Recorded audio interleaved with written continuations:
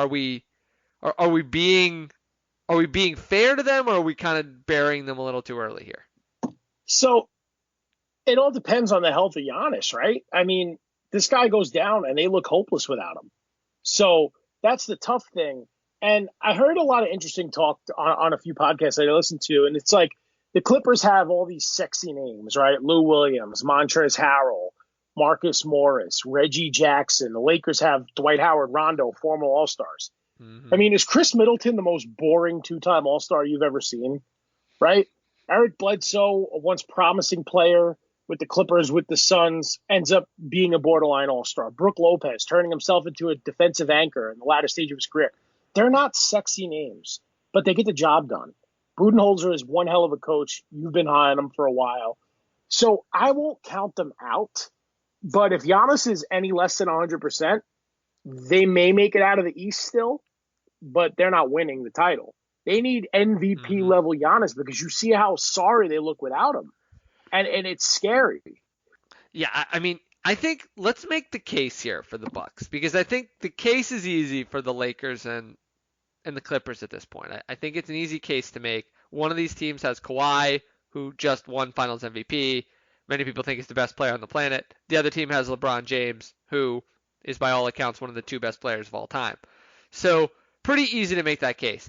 If you make the case for the Bucks, I think it's a little trickier actually for me, but I'm gonna go for it here, Jason. I think the case is out of all these teams, they're going to have by far the easiest first round matchup. They're likely going to play the Magic or the Nets. The Nets are far from 100% as we've discussed, and the Magic are just not all that good of a basketball team. And at this rate, it looks highly likely that they will then end up in the second round with the Heat or the Pacers, who I I, I just don't see those teams as real title contenders. I think that they're a step down from that Celtics and Raptors kind of level. And if the Sixers are healthy, even them I think would be a little bit higher. If that transpires the way it does, one easy thing to say is the Bucks could end up cruising to the conference finals and then really only have to beat one really good team to get to the finals. And then we just saw it last year, right? We just saw last year with the Warriors. There's one injury and everything goes away. On Well, top of two that, injuries, actually. it's true. But the Bucks end up going to play a team like the Lakers. I mean, I think Bucks Lakers would be a heck of a series. You'd have LeBron versus Giannis for, battling out for best player on the planet. And the same thing if it's Kawhi. So I don't want to count them out. I mean, I think my concern with them, Jason, is that I just don't know if I trust the guys after Giannis. I mean, you mentioned Middleton. He's great, but I feel like there's going to be a point where you have to be able to count on the other guys on this team. And it's my same concern with the Lakers is who are those guys after Middleton and Giannis? Who's stepping up for this team the same way that I don't necessarily trust Danny Green and Rondo and Caruso. I mean, do you think that this team has a legitimate shot? And do you even think that they're coming out of the East? Like, I mean, how confident are you in that? I can't answer that until we know how healthy Giannis is, to be honest. I mean, I don't really know. It's hard to know. I still think they're the best team in the East. You've seen the Celtics are struggling. The Raptors, clock's going to strike midnight eventually. The Sixers aren't healthy right now. The Pacers, I think, are a piece or two away. And we talked about the Nets. So what threat, do these other teams really pose to them in the East? I think the main concern is if they get to the finals, it's likely going to be against one of the LA teams. And if Giannis can't hold up, ankles can be tricky. It could be a lot tougher of an end to the season than Bucks fans are hoping for. I'll say that. Yeah, no, it's true. I mean, I think it's going to be a really interesting uh, kind of rest of the season to see what we get out of this Bucks team because they're probably going to be on cruise control for the rest of the year now, given that they've all but locked up the one seed. So it would take a monumental collapse for them to lose the one seed at this point, similar to the Lakers. So those two teams, we might not get to see much of them the rest of the season. We might see, I mean, especially LeBron. I think LeBron is going to start getting ready to get himself into playoff mode. So with that, I'll make my pick as the Clippers. Who do you got, Jason?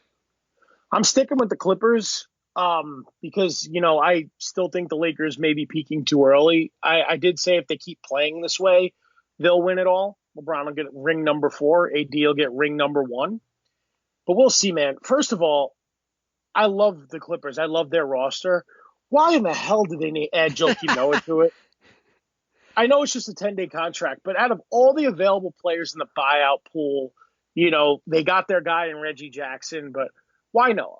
I know they don't play Zubac too many minutes, and Morris could play 5 in a small stretch, but does Noah have anything left? He was last seen with the Grizzlies last season. I mean, you watched him for a long time on the Bulls. Like, what in the hell is Jerry West and Doc Rivers thinking? I think they're thinking that they need to find a new shampoo to use. Although those guys happen to be a little light in the hair department, but Joakim Noah probably has some great shampoo recs. I'd say that top 5 in the NBA for shampoo recs. Um, but I mean, no, I mean he's a legitimate big man. He's smart. He's good defensively, and he can move the ball. So we'll see. I mean, I don't know if he's going to really stick around with this team. We'll see. But I don't think it's going to move the needle much. So I mean, basically, it sounds like we're both kind of on the Clippers. It'll be pretty interesting to see. I mean, I feel pretty confident that the two LA teams are going to finish this season in the Western Conference Finals. So we'll Your see your how that pick is the goes. Sixers, my friend. Let's not forget what our season predictions were.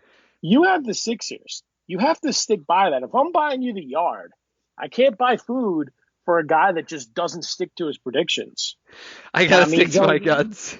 stick stick to your Ben Simmons, or you'll Joel Embiid out of food. The dad jokes. Oh, the dad jokes. Well, speaking of players, Jason, I did not forget. We have one more segment today, which is our Kobe Bryant marquee matchups of the week. And as people will probably not be surprised, a few of the teams we just mentioned are featured here. Um, the first one, Jason, Rockets at Lakers. I know you're not a believer in this Rockets team. I think this is a crucial game because if the Rockets can get to the 5 seed, I think they would much rather see the Lakers than the Clippers. I do not think they want any part of that Clippers team. The way that Paul George and Kawhi Leonard just imposed their will on the stars of that Rockets team was eye-opening. I don't think the Rockets want any part of the Clippers if they can avoid it. So I think this is going to be a big game to tell us what we can expect. That's on Thursday. It's in LA. We will see what happens, but this could be a huge game for kind of figuring out where these teams are at. Why don't you take It's number a two, Jason? Well, Go it's a ahead. big night. It's a big night for basketball because you also have Grizzlies, Blazers, you have Nets, Warriors, and actually one of my buddies, one of my longtime best friends, Joey, got to shout him out, and his beautiful bride Carissa. They get married Friday. So this was the bachelor party I was in Miami for, where I won that contest. But Thursday night, all the guys are getting together. We're just going to order food, hang out, watch some basketball. And when I was putting the matchups together, I'm like, wow, it's going to be a good one. And my buddy's house were getting together. I was like 4 TVs. I'm like, I got to get the Nets on one. We got to get Melo on the other one. We got to get Rockets Lakers. So Thursday is going to be a good night for some hoops. But number 2, this was a tough one. So I'm going Pelicans at Jazz on Friday, March 13th. And the reason why I'm not picking Pelicans at Clippers on the 14th is because it's the second night of a back-to-back for the Pelicans. We don't know if Zion will be playing in both games. Jazz are a good team. So I think Zion going to Utah, taking on the Utah Jazz, will be a better game overall than Pels Clips because you could see a blowout if we picked the Saturday one. Yeah, absolutely. I mean, that's a great game. And the last one is Monday, Miami Heat traveling to Milwaukee and playing the Milwaukee Bucks. So we'll see here. If Giannis is back, this should be a heck of a game and a second round preview, quite possibly.